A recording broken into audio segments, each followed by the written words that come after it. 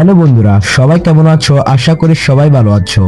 তো আপনারা কি জিমিনি অ্যাপ দিয়ে ছবি এডিটিং করতে পারেন না? তাহলে আজকে ভিডিওটা আপনার জন্য।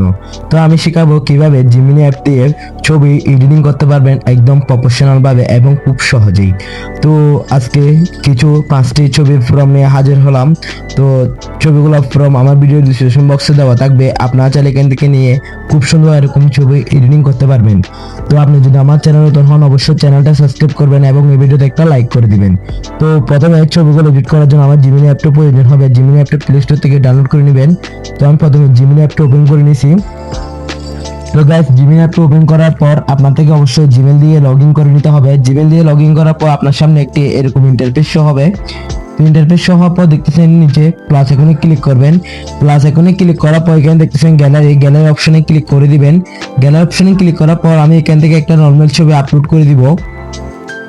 তো গাইস, আমি একটা নর্মাল ছবি এখানে আপলোড করে দিতেছি।